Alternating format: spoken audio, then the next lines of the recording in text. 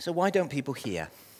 Well, sometimes it can be a blockage in the ear canal and the stuff isn't getting through. Shove some cotton wool in your ear or get a load of water in your ear at the swimming pool and you know what that experience is like. Sometimes you perforate the eardrum and the sound vibrations are just not transmitting through, that there's no transmission from when it is being received to when it is being transferred into a filtering process. Sometimes people don't filter their sounds properly. What can happen in some types of deafness is that you lose particular frequencies.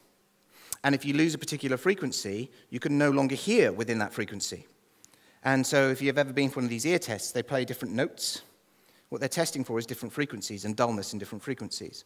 And when you lose the particular frequencies for vocals, that means that you're deaf towards sounds which are speech, but you may necessarily be deaf towards high-pitched sounds or low-pitched sounds. And there's different types of frequencies that kind of are affected. The human ear hears between about 20 hertz and 20 kilohertz. So those of you will know that if you've ever blown a dog whistle, you can't hear it, but every dog in the audience kind of thing is screaming around, running around. It means the human ear can't hear certain frequencies, but the dog certainly can. And so there's differences there as well. And then finally, when it goes to the nerve, sometimes the nerve is affected, or even there's a part of the brain that's been affected, and you just cannot translate what has been transmitted. And so sometimes you hear it, but you don't understand it.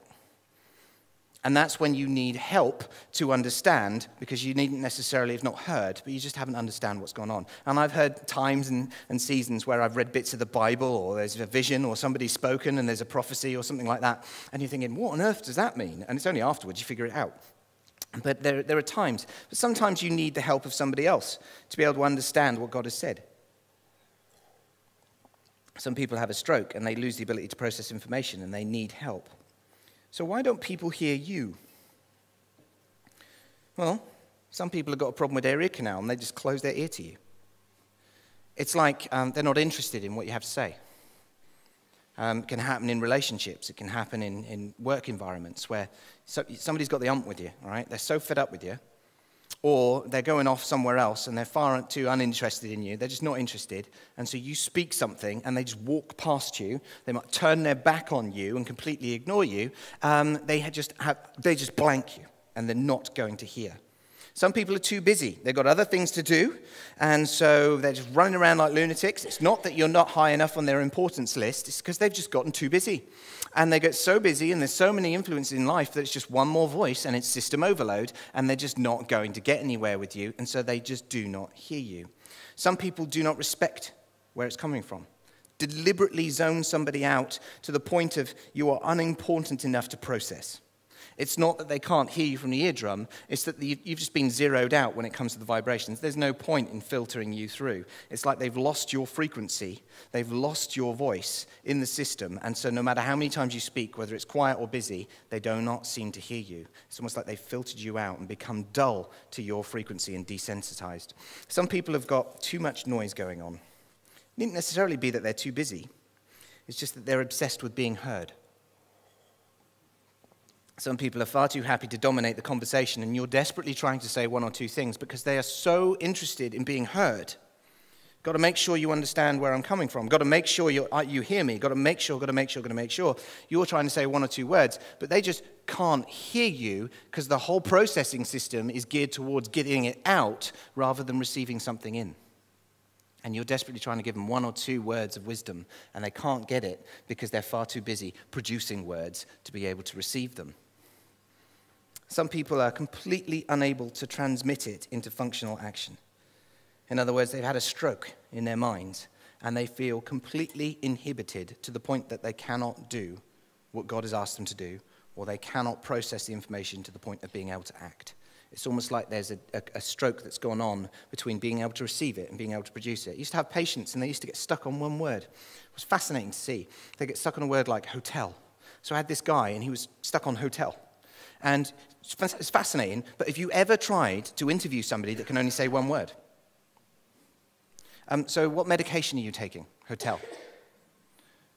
Do you take aspirin? Hotel. Do you not take aspirin? Hotel.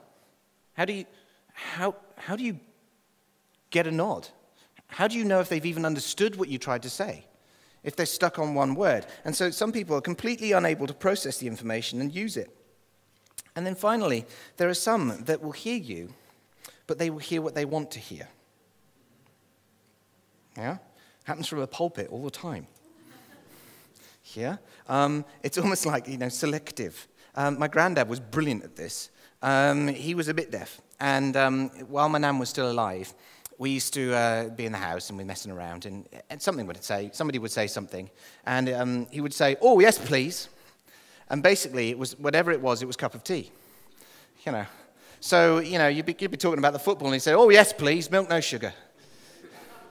And just selected it out. And it's almost like hearing what he wanted to hear rather than hearing what was being spoken. And sometimes in our lives, and we've all been victims and guilty of this, is somebody's trying to say something to us, but we won't hear it the way they've said it. We will hear the way we want to hear it. So it might be that somebody is actually being constructively critical, but we'll take it as they don't like us. Or it might be that somebody is trying to encourage us, but we will find a reason to reject it and actually take it on as they really don't like me underneath it.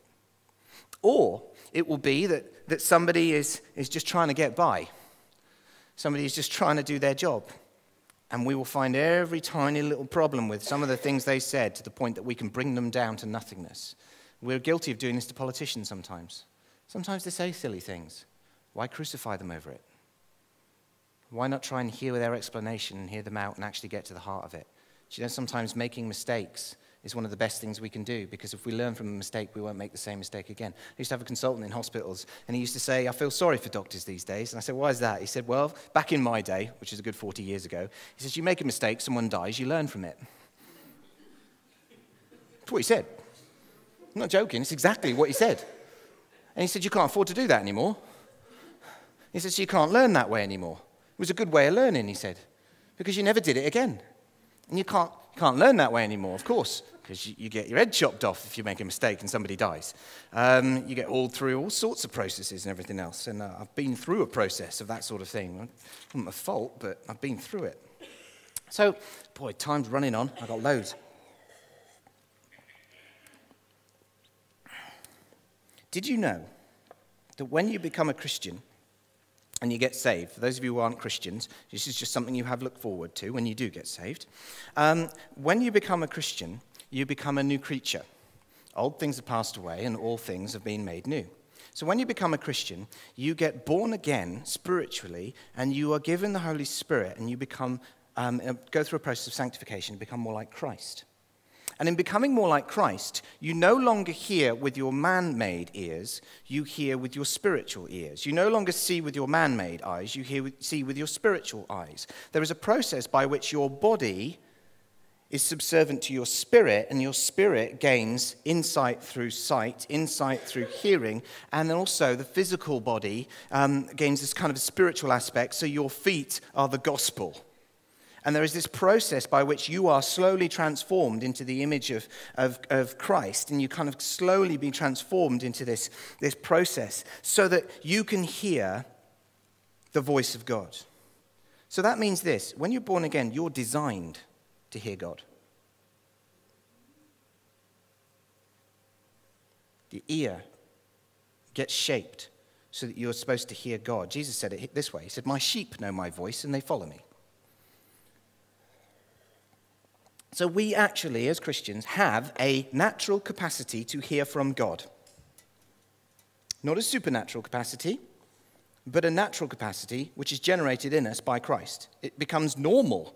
This is the normal way. This isn't something that should occasionally happen. You should hear from God on a regular basis because you become a Christian.